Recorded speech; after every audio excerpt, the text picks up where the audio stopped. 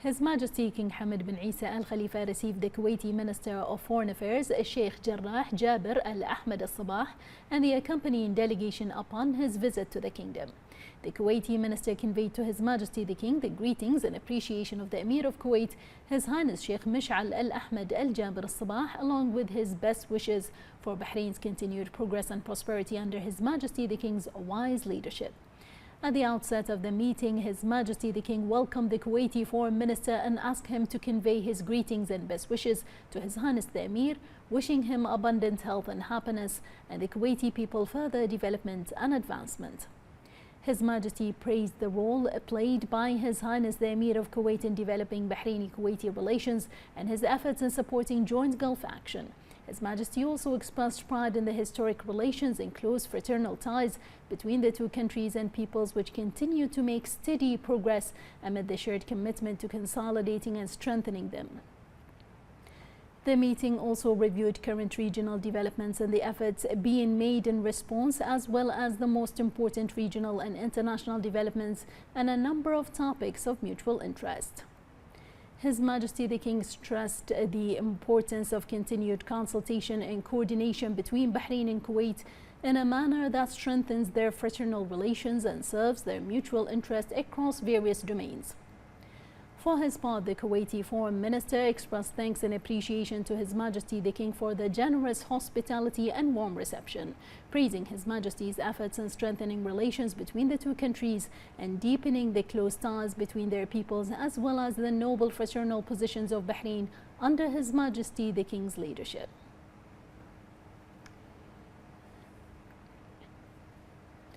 The General Command of the Bahrain Defense Force announced that through the unwavering vigilance of its personnel, the BDF's air defense systems continue to successfully counter successive waves of the hostile terrorist Iranian aggression.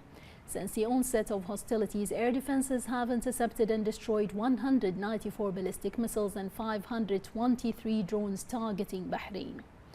The General Command expressed its pride in the exceptional combat readiness and vigilance demonstrated by BDF personnel and commended their sustained operational effectiveness in defending Bahrain. The performance of Bahrain's forces continues to inspire confidence that Bahrain's skies remain secure. The General Command urged all members of the public to exercise the utmost caution for their personal safety. Citizens and residents are advised to keep clear of affected areas and any suspicious objects, refrain from filming or photographing military operations or debris sites, avoid spreading unverified information, and consult only official and government media channels for updates, alerts and advisories. The General Command further emphasized that the use of ballistic missiles and drones to target civilian areas and private property constitutes a flagrant violation of international humanitarian law and the UN Charter. These indiscriminate attacks represent a direct threat to regional peace and security.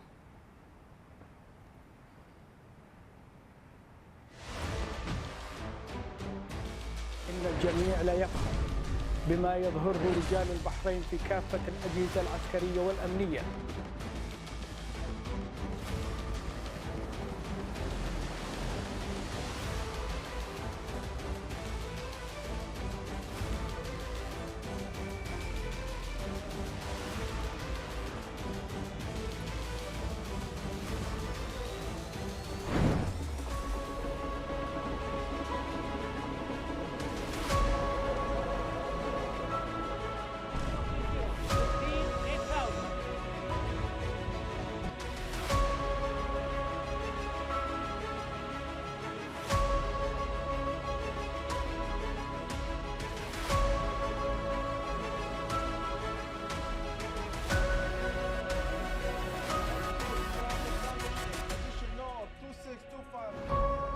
ربي اجعل هذا البلد آمنا.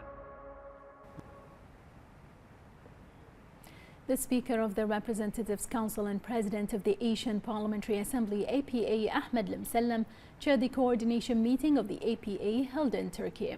The Speaker affirmed that the Middle East is witnessing a serious escalation amid current challenges driven by Iranian attacks targeting the GCC member states and Jordan. He underscored that these actions constitute a flagrant violation of national sovereignty and a clear breach of international law and international humanitarian law, posing a direct threat to both regional and global security.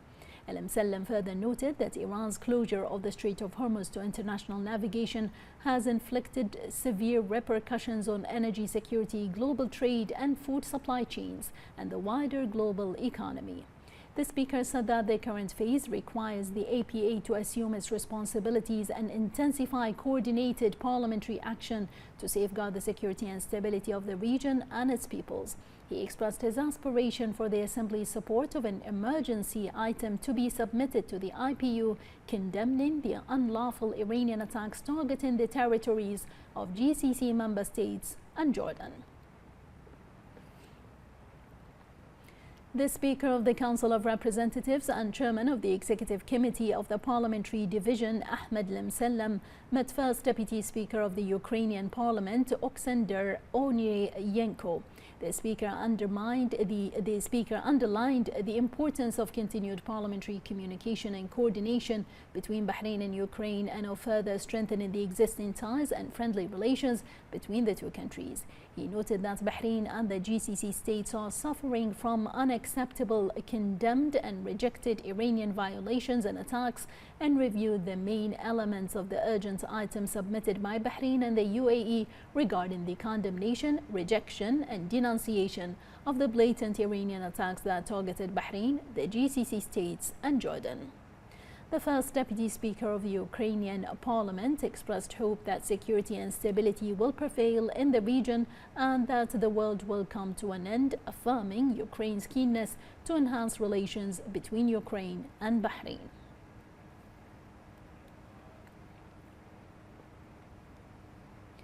The Speaker of the Council of Representatives and Chairman of the Executive Committee of the Parliamentary Division, Ahmed Al-Msallam, met a parliamentary delegation from Germany headed by member of the Foreign Affairs Committee and member of the Parliamentary Group of Relations with the Middle East and North Africa in German Federal Parliament, Alexander Radwan.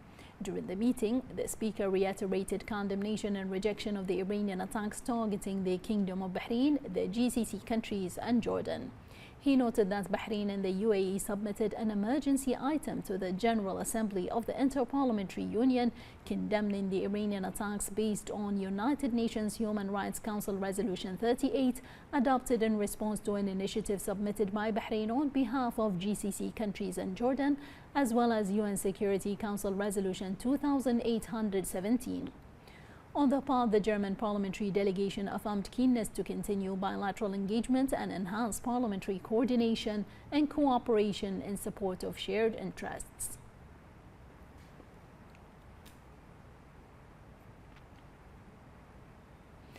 The Speaker of the Council of Representatives and Chairman of the Executive Committee of the Parliamentary Division, Ahmed Al-Msallam, held talks with the Speaker of the Turkish Grand National Assembly, Numan Turkulmuş.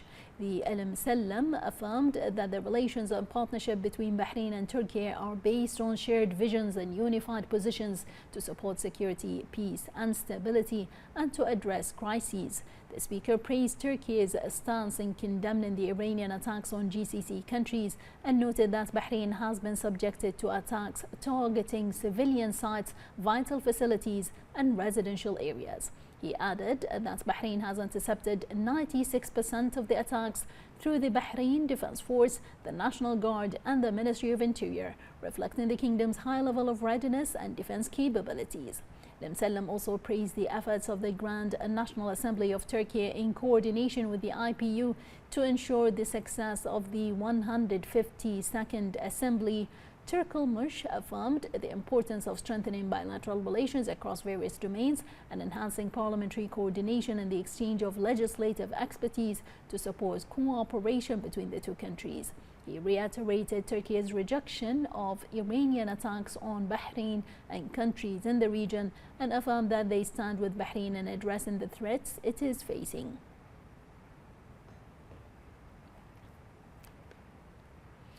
The Minister of Interior General Sheikh Rashid bin Abdullah Al Khalifa visited the King Fahd Causeway base to review operational readiness and security efficiency in addressing the repercussions of the Iranian aggression. The minister was received upon arrival by the Chief of Police, Lieutenant General Tariq bin Hassan Al Hassan. The Minister of Interior conveyed to the Coast Guard personnel the greetings and appreciation of His Majesty King Hamad bin Isa Al Khalifa, the Supreme Commander of the Armed Forces, and His Royal Highness the Crown Prince, Deputy Supreme Commander of the Armed Forces, and Prime Minister Prince Salman bin Hamad Al Khalifa, in recognition of their dedicated efforts in strengthening maritime security and safety and reinforcing measures to protect Bahrain's coasts. The minister commended the leadership of His Majesty amid the exceptional regional circumstances, noting that His Majesty's directives over the past years to build an advanced strategic system have enabled Bahrain to consolidate its standing and enhance its capability to respond efficiently and professionally to such developments. He also highlighted the government work approach led by His Royal Highness, its role in addressing this challenging phase through a comprehensive and forward-looking framework that reinforces national readiness, integrates government efforts, meets needs, and reassures citizens and residents under all circumstances. He praised the coordination between the Coast Guard, the Royal Navy of the Bahrain Defense Force, and the National Guard in strengthening maritime security and safety. The minister affirmed the professionalism of the Coast Guard through its continuous maritime presence in cooperation with relevant entities to enhance maritime safety measures and address challenges related to securing territorial waters while continuing to strengthen strategic capabilities. He underlined the importance of ongoing developments and equipping the Coast Guard with the latest technical and training systems, as well as qualifying personnel through comprehensive and accredited security and academic programs in line with the latest international standards, alongside continued capacity building, procedural review, enhanced coordination, and the development of joint field operations. During the visit, the minister expressed appreciation to the Customs Affairs, the Nationality, Passport and Residence Affairs, the General Directorate of Port Security, and all entities operating at the King Fahd Causeway for their role in securing supply chains, ensuring smooth traffic movement, and delivering services with high professionalism and precision.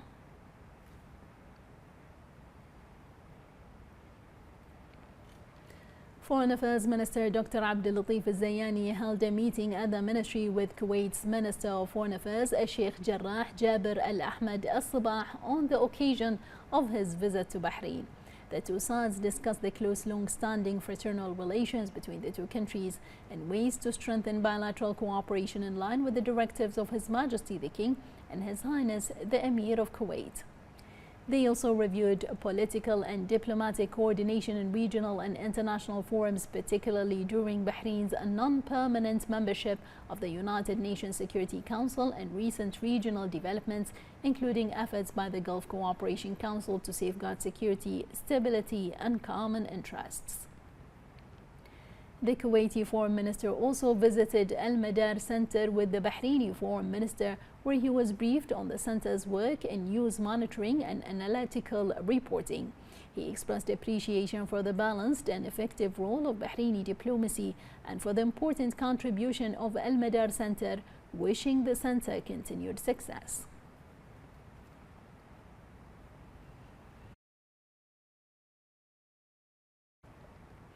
Earlier, Kuwaiti Minister of Foreign Affairs Sheikh Jarrah Jabir Al-Ahmad Al-Sabah arrived in Bahrain accompanied by an official delegation on an official visit to the kingdom.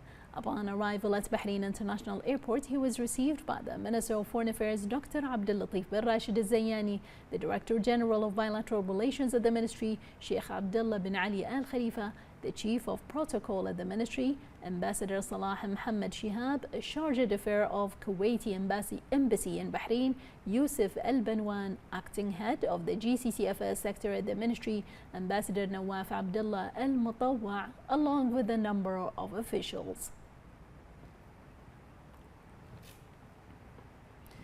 The Minister of Foreign Affairs, Dr. Abdul Latif bin Rashid Al-Zayani, received a telephone call from his Japanese counterpart, Toshi Mitsu Motegi. The two ministers reviewed the close friendship ties and strategic partnership between the two countries and explored ways to further advance joint cooperation across various fields in support of mutual interest. They also exchanged views on regional developments, including the hostile Iranian attacks on Bahrain, GCC and countries of the region, as well as the implications of Iran's closure of the Strait of Hormuz to international navigation on the global economy and energy and food supplies, in addition to international trade.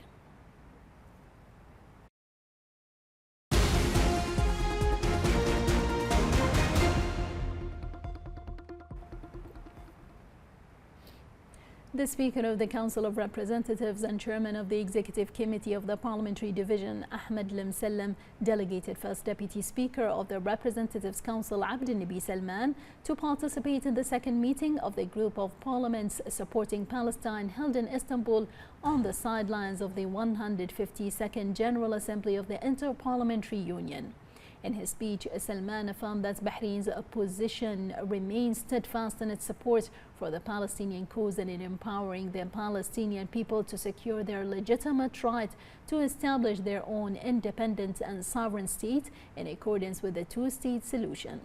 He noted that Bahrain, under the leadership of His Majesty the King and with the guidance of His Royal Highness the Crown Prince and Prime Minister, is committed to continuing its pioneering diplomatic approach through its presidency of the United Nations Security Council this month within the framework of its non-permanent membership for the period 2026 to 2027, aimed at consolidating the foundations of regional and international peace and security.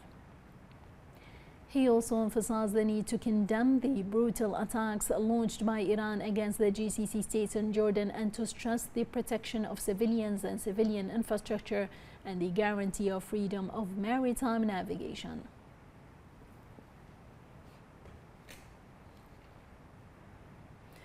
The First Deputy Speaker of the Representatives Council, Abdel-Nabi Salman, highlighted Bahrain's support for environmental innovation and youth empowerment to develop sustainable solutions that enable resilience to climate change.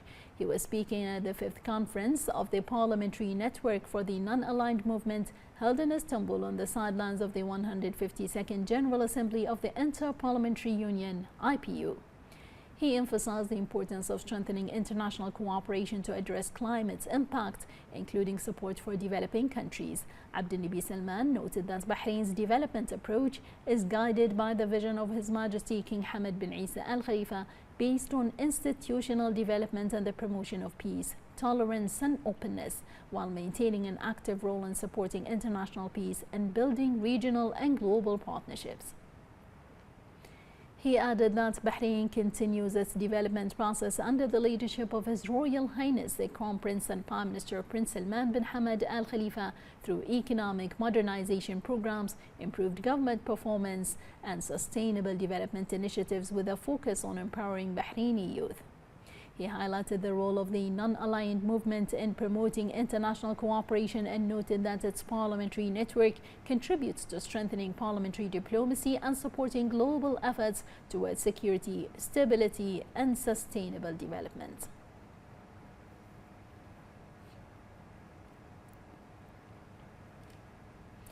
The Secretary General of the Council of Representatives, Mohammed Al-Buainin, and Secretary General of the Shura Council, Karima Al-Abbasi, met the Secretary General of the Parliamentary Union of the Organization of Islamic Cooperation, Mohammed Naisun.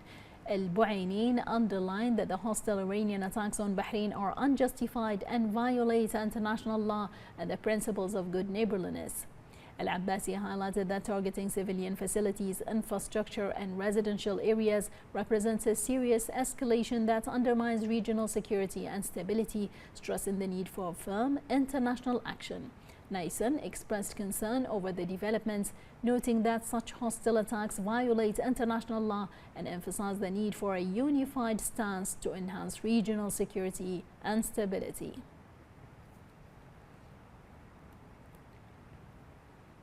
The Arab Parliamentary Group at the Inter-Parliamentary Union IPU endorsed Representatives Council member Maryam Al-Dha'an as its representative in the IPU Standing Committee on UN Affairs.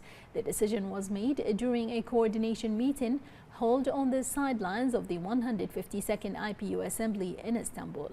Adnan expressed appreciation for the confidence of Arab parliamentary leaders and commended the support of the Representatives Council Speaker.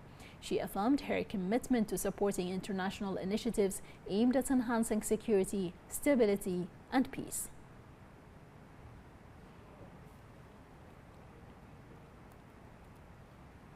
Member of the Shura Council and member of Bahrain's parliamentary delegation, lawyer Dalal Jassim Al-Zayed, said Bahrain has strong legislation and practical programs that support the empowerment and qualification of Bahraini women in the economic and commercial fields, and expressed pride in their prominent status across all sectors. She made the remark during her intervention at a session of the Women Parliamentarian Forum of the Inter-Parliamentary Union on building a fair and sustainable global economy. Al-Zayed noted Bahrain's focus on this issue and highlighted the Supreme Council for Women's strategic plan for women's advancement, including economic empowerment at all levels through legislation aligned with women's economic participation. She also praised training and qualification programs and the role of Tamkeen in supporting women's entry into the economy, stressing Bahrain's moderate customs and tax system, equal pay achievements, protection from economic violence, and the availability of specialized enforcement and judicial mechanisms.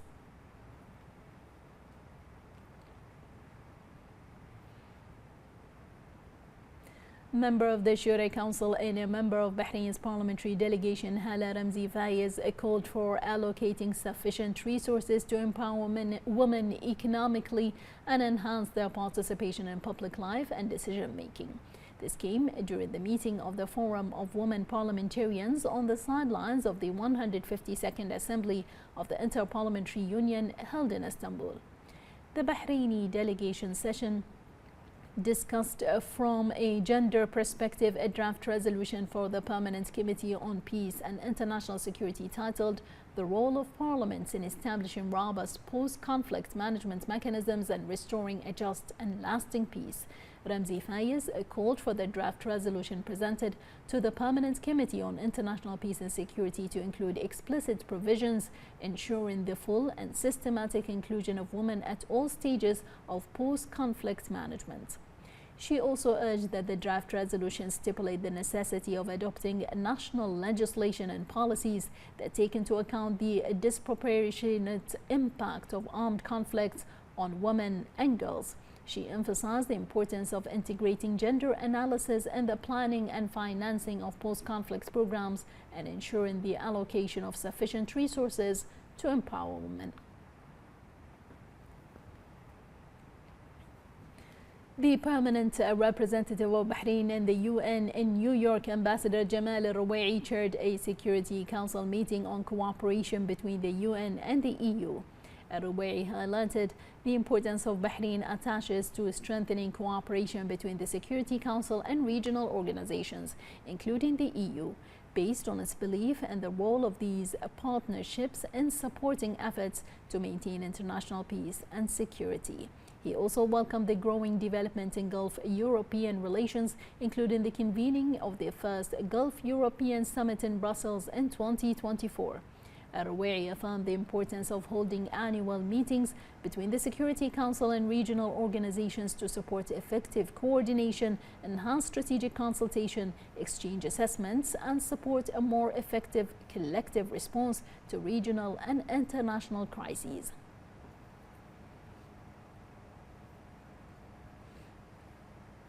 The Security Council unanimously adopted Resolution 2819 renewing the mandate of the panel of experts tasked with monitoring the implementation of sanctions on Libya for 15 months until 1st of August 2027. Bahrain chaired the Security Council vote on the resolution submitted by the UK in its capacity as the country responsible for the Libya file in the Council, and Bahrain voted in favor of the resolution based on support from the interests of Libya, the protection of its resources, and the promotion of its economic stability. The resolution included a ban on the illicit export of oil from Libya, including crude oil and refined petroleum products. The resolution also supports enhancing measures to prevent the exploitation of exports of Libyan crude or refined oil. It also urged member states to engage constructively with the Libyan Investment Authority and reinforces measures aimed at safeguarding Libyan assets and ensuring that Libyans benefit from them. The Information and E-Government Authority IGA Chief Executive Mohammed Al-Qaid chaired the extraordinary coordination meeting of the heads of national statistical agencies in GCC states. The meeting was held via video conference in attendance of heads and representatives of the national statistical agencies in GCC. In his speech, the IGA's chief executive emphasized the commitment of the GCC states on joint statistical cooperation and strengthening the efforts in developing frameworks for coordination among national statistical agencies in the GCC. He also highlighted the importance of such coordination in supporting decision-making process among GCC countries in various fields. He noted that this coordination requires further integrated efforts among GCC statistical agencies to enhance the statistical system's readiness, providing accurate data to the regional and international organizations, and adopting an integrated approach for data governance and management. The meeting discussed several items on its agenda, along with the implications of the hostile Iranian attacks on statistical work, as well as mechanisms to enhance statistical readiness across GCC countries and strengthen the exchange of prioritized economic indicators.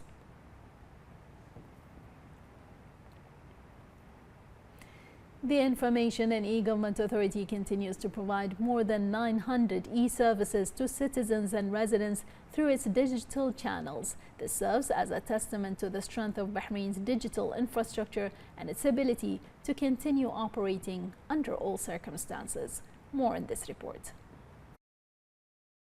In light of the exceptional challenges facing the region as a result of Iran's hostile attacks, the Information and E-Government Authority continues to provide its digital services to citizens and residents without interruption, reflecting the strength of Bahrain's digital infrastructure and its ability to ensure the continuity of government services under all circumstances.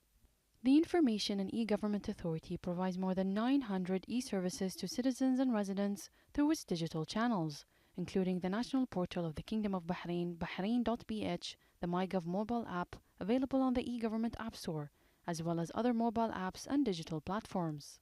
These e-services enable users to complete their government transactions with ease and convenience anytime and from anywhere, without the need to visit service centers. These e-services are also widely used by citizens and residents, covering all key sectors including ID card and civil record services, passports and visa services, healthcare, and many more essential services. The Information and E-Government Authority also succeeded in ensuring the availability of e-services via the self-service e-kiosks. These include ID card information and update services, e-key related transactions, and registration for government notification services.